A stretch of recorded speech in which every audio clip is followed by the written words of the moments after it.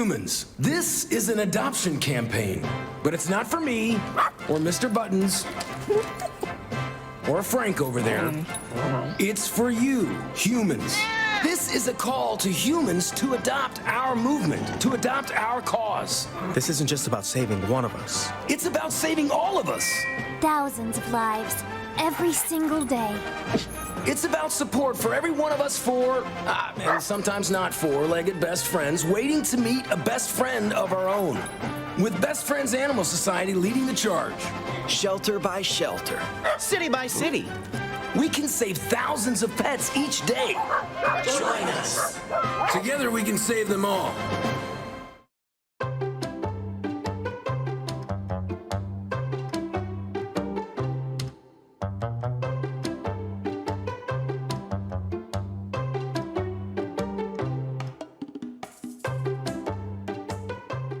Thank you for joining us for Pet Connect. I'm Tara Douglas. Well, if you've been looking for our spay and neuter voucher sale, we've got another one planned for June 14th. Now keep in mind they're always available at Mutt Cunts at 210 Calhoun Avenue, and they're at their regular price, but periodically you'll see that we are able to raise enough money through our donations, through the Talladega County Commissioner's help, through the City of Silicaga's help, where we can bring that cost down to $30, and that is good for dogs, cats, doesn't matter if it's female or male, and it'll be at PetSense June 14th. We're there from 9 to 11. We need cash or check only, and it is good for anyone living in Talladega County or Coosa County. So keep watching our Facebook page for any updates, but as of right now, we are solid with it being June 14th. So if you need a voucher, please come by and get one, because it is puppy and kitten season right now. The shelter's overrun. The Feral Dogs of Avondale Mill, all of our fosters are full. And so we really need some help at the front end of this problem, where we can get all of these dogs and cats fixed so we're not dealing with these puppies like we are in the kittens right now.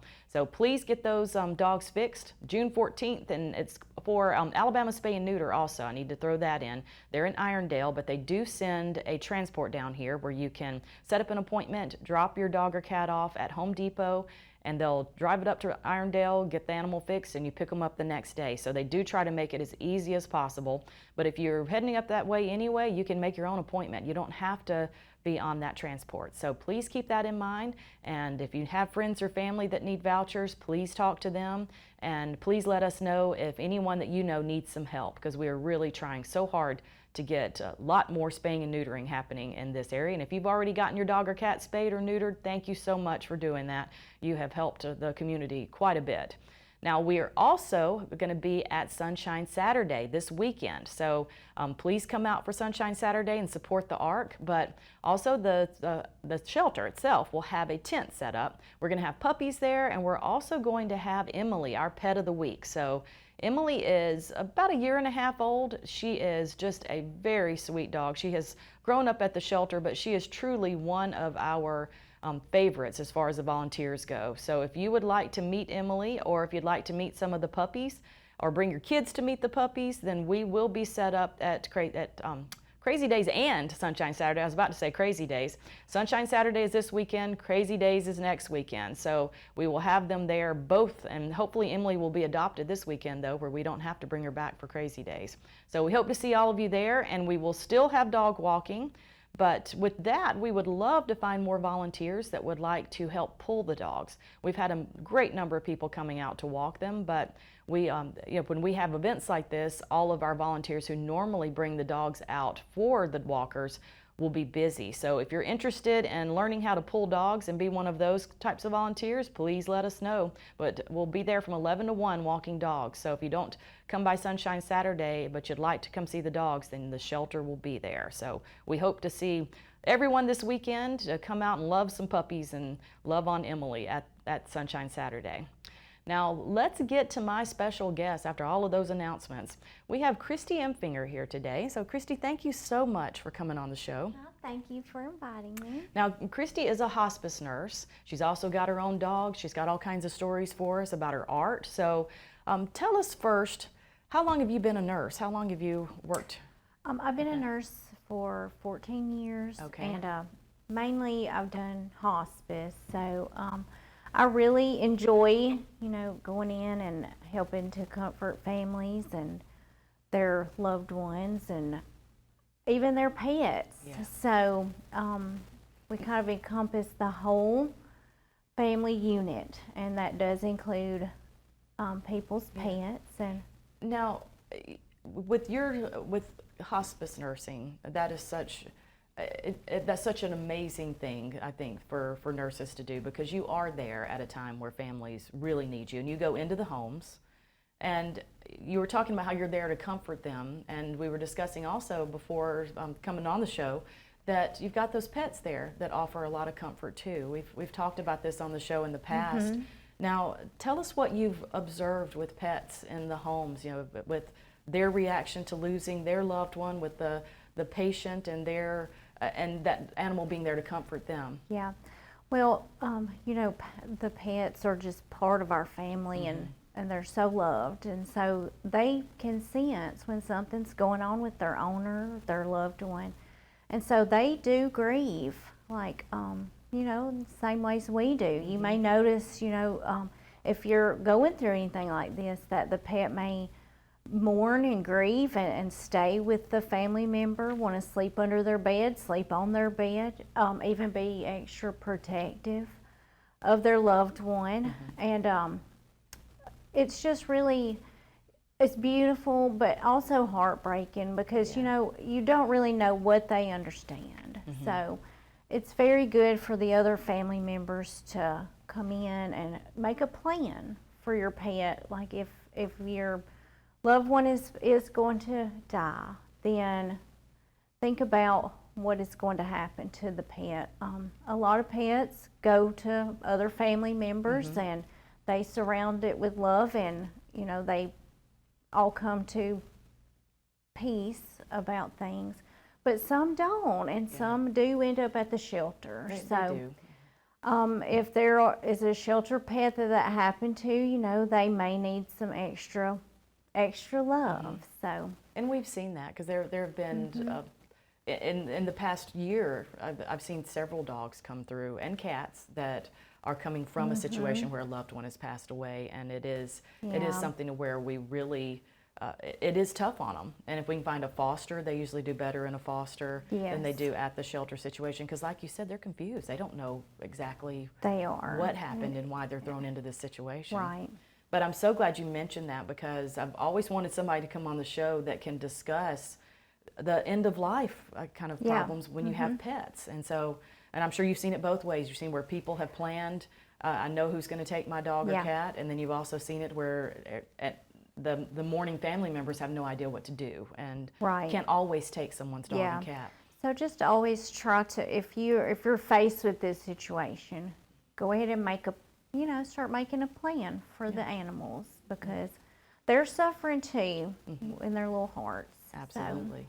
Now, let's go ahead and talk about your own pets, because I know you have pets that you love very much, some very cute ones. So let's talk about your dogs. I have 3 Chihuahuas. Tallulah is 14, so I've had her since she was just a puppy. She grew up with my children, so she's like my little daughter, and they call her sister. And then I have another dog. It actually belongs to my daughter. Her name is Daisy Mae, and she's my grandchild. So I have a very special bond with her. And then I have little Emmy, and she's my newest little baby. And they're Chihuahuas, and And they're also tiny. You said, how much do they weigh? 4.5 pounds. So, I mean, So, when you have a bigger dog, it's just so Yeah. hard to believe a tiny little 4.5-pound dog carrying yeah. around. Well, my son has a bigger dog, and he'll bring it over to play, and there's the size difference is amazing. But I really just tiny dogs, like those little pocket puppies. I just love them. So. But you often see those tiny dogs are running the show with the bigger dogs. So is that what you see with yours when your son brings his dog yeah. over? Yeah, they will protect their bones and just act like, this is our space. They're So going to take it's- that big dog down if they need It's to. cute, but they're very sweet, and sometimes Chihuahuas get a bad name. So I hear people say, "Oh, they're the meanest dogs," but I don't know, mine aren't. They're very nice little girls. And they do seem so- to have that reputation, but I'm with you. We're fostering a Chihuahua mix right now, and Okay. that dog just only wants to be held. She's the sweetest dog, but she does, if the other dogs are wrestling and playing, she runs and barks at them, makes them stop. So she is trying to run the show with my dogs. Oh, yeah. So she Yeah. marched into our house and took over. They're very sweet and cute. Now, you sent me a picture of all of your dogs, but then tell me what happened this morning or last night when your son noticed that Oh, you... my son, he was like, why didn't you send a picture of our cat?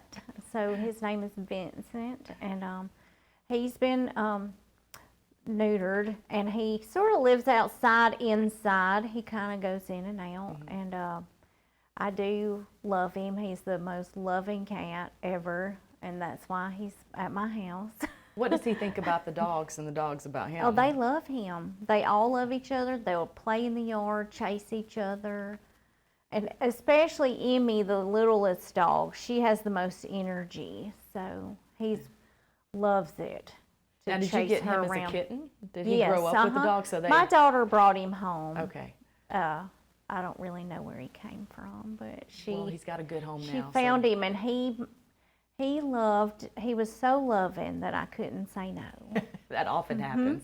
That's how people that love animals end up with so many in their household, is that they do become a part of the family and you fall in love with them. So, Yes. and well, so many good stories about your dogs and your cat, and it's always Yeah. wonderful to hear how much they're a part of families. I mean, like your children calling the dog their sister. I mean, you hear that yes. so much, and that's wonderful because you know those dogs are going to be taken care of, and the cat too, and a part of a family. It is, and I just really enjoy my pets. I mean, it really, like, they're the little center of the family. So they're always by me, always with me. I even have a little pet cam set up for when I'm not home, and they're in their pen so that I can check on them. Yeah.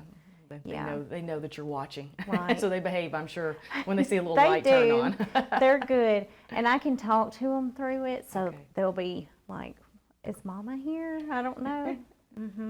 So another reason I wanted you to come on the show is that you do some beautiful, interesting art. So let's talk about your art. We've got some pictures up right now of it. When did you start painting and drawing? I started painting when I was about 19, because I was watching Bob Ross on a Okay. little.